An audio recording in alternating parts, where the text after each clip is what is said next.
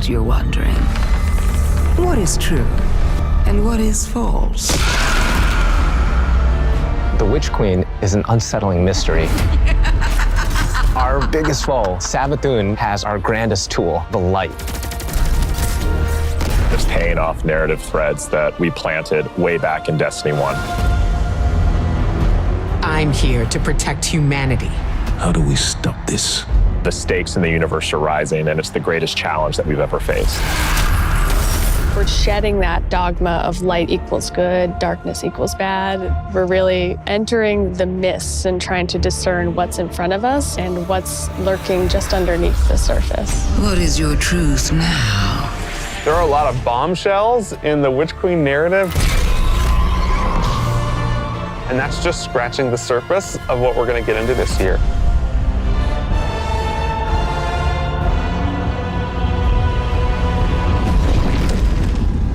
Witch Queen and Season of the Risen is chapter 1 and the beginning of the end for the Light and Darkness saga. We're really getting to the core of what it means to be a guardian. We are looking at and asking big questions about the light and darkness. We have a big bad that we've been anticipating for a really long time coming back in the form of Savathun. Savathun's had a hand in most of the major conflicts that we've been involved with. We've heard about Savathun for years and just bits and pieces, and then you see it slowly building over seasons until we come to this huge critical point. Savathun's no longer just someone you hear about. She's not just interfering in little ways. She's now ready to take center stage. Slate. 1, 2, 3. Savathun, she's larger than life. We wanted to make her feel imposing and very regal and dancing through motion in some way. The light offers us a fresh start. She's very manipulative. She is very ethereal, but she also has that creepiness to her as well. She promised she'd help us out with this pyramid ship problem that's coming our way. But the reality of the situation is Savathun is only on Savathun's side. We've outlived our purpose, and it is to Savathun's benefit to wipe us off that chessboard. She's lived among us. She has played us for fools. She knows us inside and out. And she's been a step ahead of us, the whole way. So how do you beat someone like that? It isn't too late. You can still be forgiven. Be careful. I'll hold you to it. In order to beat Savathun, you need to understand Savathun. Her throne world is a manifestation of Savathun's own personality, which is, in Witch Queen, going through a transformation through the light. She has these areas that she's kind of trying to shun and push away. For the old hive areas, it's much more atmospheric, it's very dense, it's very claustrophobic, it's spooky. Then when you make your way into the Lucent hive area, it's a lot more open and broad. It's definitely brighter, it's definitely more lively. We want people to look at it like an impressionist painting, something that's very pretty from far away, but as you get closer, it's not really what it seems. It's very unsettling. You're looking at shapes, you're looking at these things within the world, and you're not entirely sure what they are, and you have to get close and you have to investigate. What's really going to be exciting for players is that they're going to get to play that part of psychic detective, trying to solve the many mysteries of the throne world. Witch Queen campaign, I think, is probably the most ambitious campaign we've made in a very long time. We're building the definitively Destiny campaign, so leaning into the journey you can find in exotic missions or the mechanics you might find in a dungeon. You have to kind of think your way through. You have to figure out hey, what do I need to do next in order to get to the end of this? We've got Savathun, right? The Queen of Lies. So this campaign is full of surprises. Savathun has all these abilities, and you got to make sure that all of the abilities of the bosses would be something worthy of her. And as I kept thinking about this, I felt like I was really becoming Savathun. We've also added the legendary difficulty, which is called Become Legend. It's not for the faint of heart. It's going to be loaded with these moments that are going to be frustrating, almost like teeth gnashing, but when you get through those encounters, you're going to feel really accomplished. Double rewards, yeah. As people who have worked on raids and dungeons before, being able to broaden that experience for any kind of player who comes in is really important. If the Witch Queen is the psychic detective fantasy and journey, Then Season of the Risen is that same detective throwing on their flak jacket and defending Earth from the Hive Guardians and the Lucent Hive and Savathun herself. When Savathun shows up on our doorstep with the light, the first person to lend us help is Keitel. You want us to hit them? I need us to hit them. She's got this light suppressing technology that the Cabal were using in Season of the Chosen, and now she's going to help us use that against the Lucent Hive. When you're working with Keitel, she has a different approach. It's not about asking questions, it's about getting in there and extracting. We don't really understand what happened when Savathun actually was able to take the light. So the campaign in Season of the Risen in many ways is about that story. Guardians need to stop Savathun's advance beyond the throne world. And Savathun poses an existential threat to everyone because she basically has an undead army.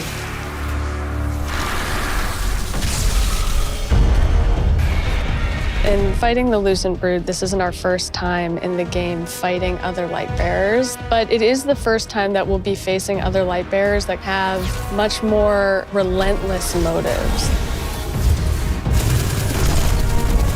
When you look at these Hive Guardians and when they do their abilities, you immediately make that connection like, oh, they are using my powers against me. As soon as we see the Knight pop its super and it has 2 shields, you immediately are like, oh yeah, I see that connection. And then it's like, and then you're like, it hits you with those things and then you're dead. And it's just an amazing experience. The Guardians themselves kind of feel like a fire team that you're fighting against. You got every class represented. The Acolyte, when that character casts, does very similar thing as the player, like the Arc Wizard. The sparks go out, it's ready to go. If you're not smart about it, if you're not paying attention, you are essentially going to have to play that fight over again. If you're successful in taking down one of these Hive units that are wielding the light, you actually have to go up and kill their ghosts. That was like one of my favorite things that we were able to do in this game is just that moment where you crush the ghost. It's kind of this moral dilemma.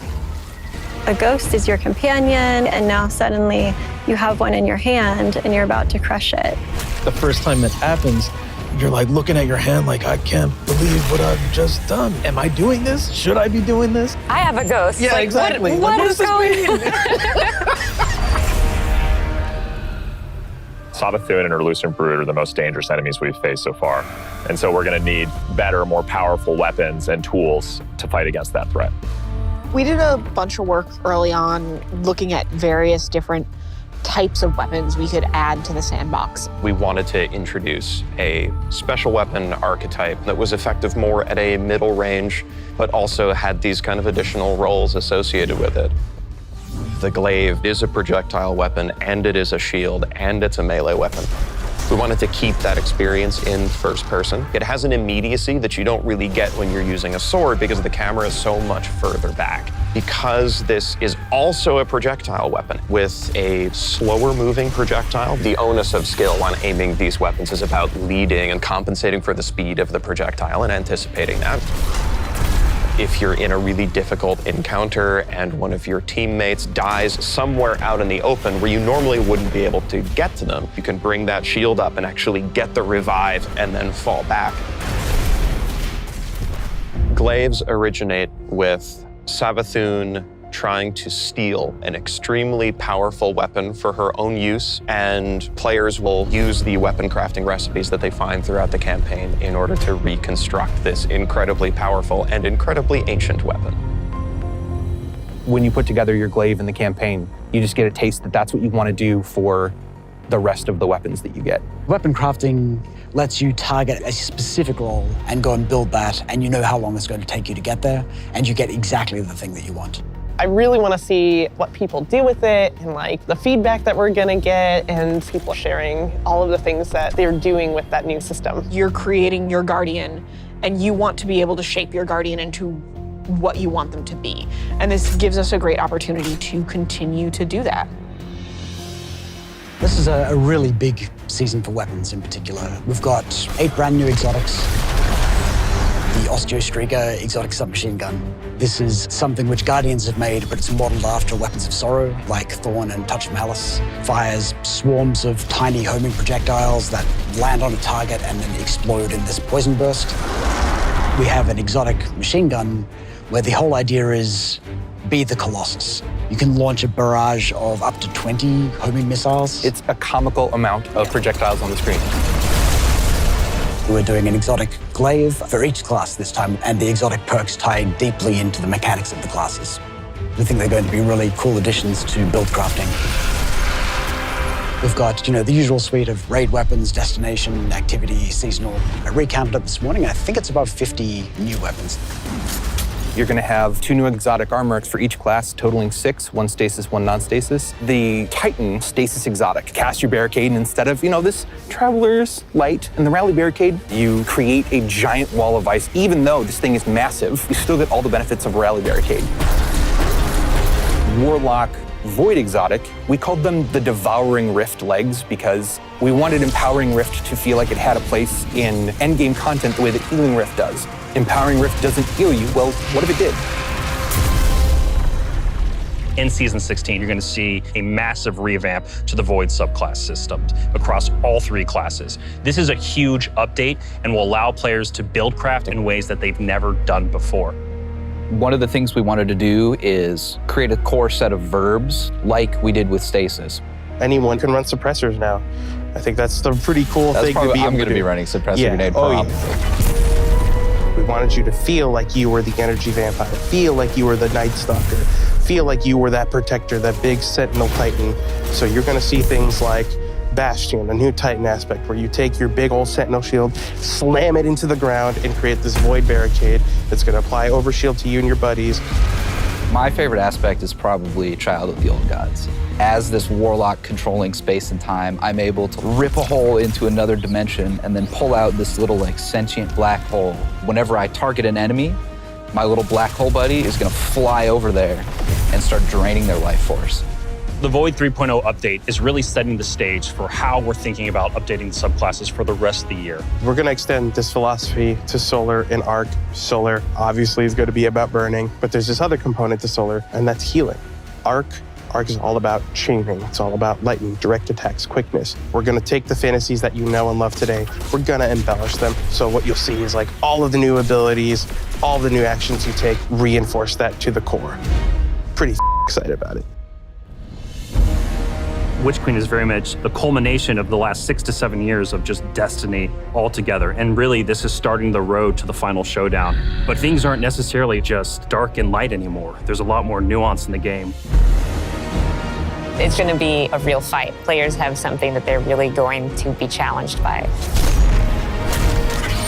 I can't wait for everyone to find out what's been going on with Savathûn. I'm excited. You Guardians are so clever. Aren't you? From the throne world to the campaign to the customizable build crafting, it all comes together to make Destiny feel really new and fresh.